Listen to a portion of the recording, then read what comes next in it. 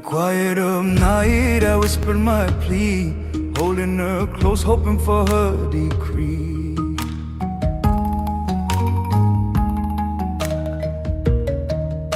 The strike splits air and memory in the same instant. Listen to that note. This is a sound that carries choices.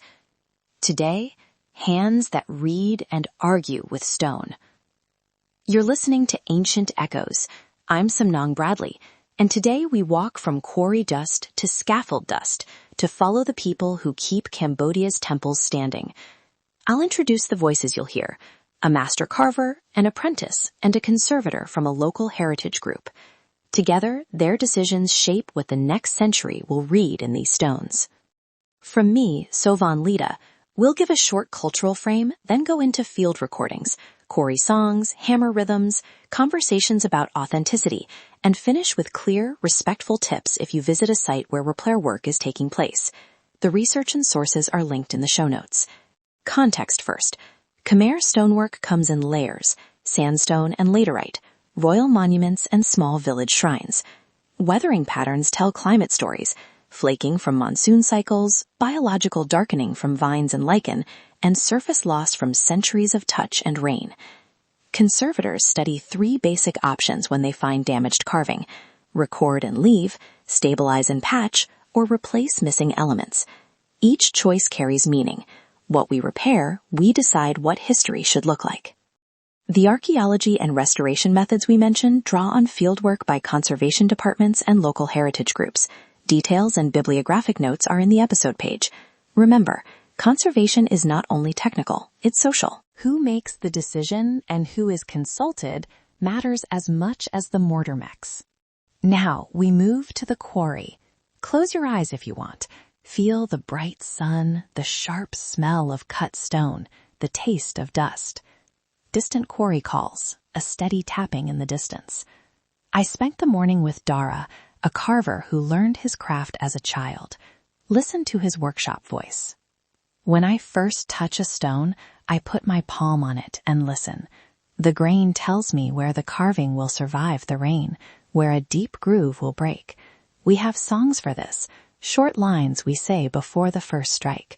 My teacher taught me, if the stone is stubborn, the craft must be patient. The hammer finds rhythm. The rhythm keeps the hand steady. We recorded him at a small community quarry outside town. The masters there still select stone by eye and by weight. Dara showed a block with a fate fossil trail and said it would be perfect for a Devata face because the fossil helped the surface hold detail. Small, local observations like that change how a piece will weather for generations. Apprentices watch everything. When I was young, I traced every cut with my finger. My master would laugh and say, "You are reading the future," because how you cut today decides what kind of story the stone will tell when your grandchildren climb these steps. We teach with songs, with coffee, and with silence. That apprenticeship, hands, songs, and silence, is how skills pass. Tools matter too. Various chisels for outline, claw tools for texture, flat stones for polishing. Conservators sometimes use modern tools to match old tool marks. Sometimes they deliberately leave new marks visible as a record of repair. Both approaches answer different ethical questions. At the workshop, a team was preparing a replacement lintel. We recorded the conversation as they debated whether to carve a full replica or to create a complementary, clearly modern piece. Here's a moment from that exchange. If we make a perfect copy, future people will think nothing happened here. They will read continuity where there was loss. If we leave it too rough, the building looks incomplete. I think the stone should remember its breaks, like a scar, but we must also show respect. The community must agree. That line, "The stone should remember its breaks," was repeated by an elder at the temple we visited later. It speaks to a larger question. Does conservation create a false past, or does it carry forward a living tradition? At small temples, decisions are often negotiated between stonemasons, caretakers, and families who hold ritual ties to the site. We recorded repair work at a village shrine mid-monsoon. There, choices were constrained by budget and by locally available stone. The conservator we spoke with emphasized documentation, photographs, measured drawings, and a written note about why a decision was made. That record matters when later generations want to understand what was original and what was repaired. Listen.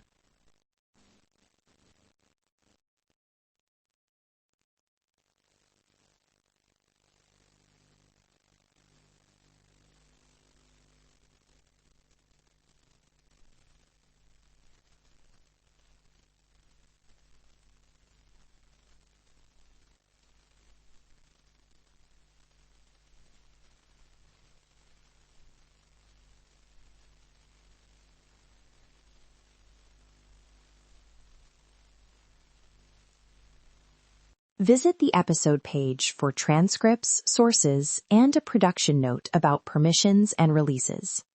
Thank you to Dara, the apprentices, the conservator team, and the community caretakers who invited us into their work. I'm Somnong Bradley. And I'm Sovin Lida. Join us next week for another story where ancient craft meets everyday life. Until then, walk the temples with me. Oh,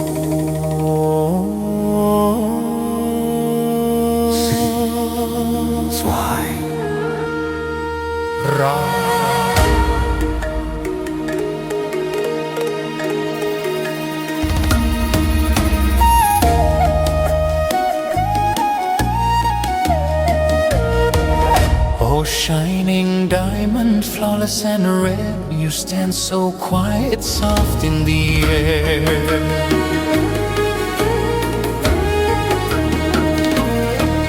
I dared not to rush you, feared you'd flee. Your heart too pure to belong to me. If you turn away, I reach and bind, press my hand, still body and mind.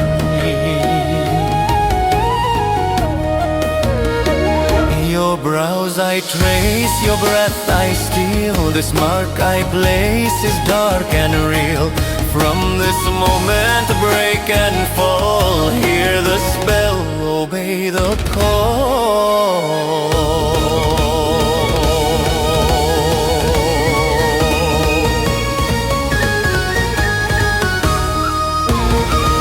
False love born from sacred lies, second one whispers through closed eyes.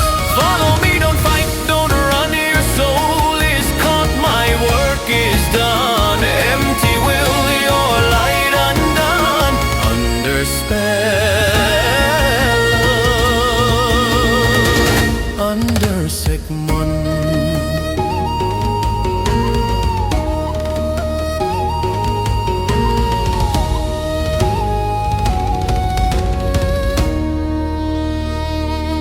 Crystal beauty, diamond bright, caught between shadow, charm and night.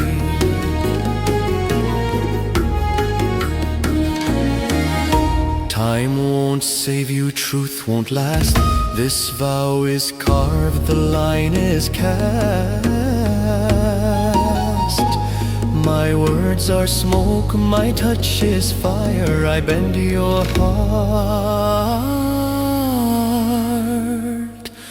to dark desire.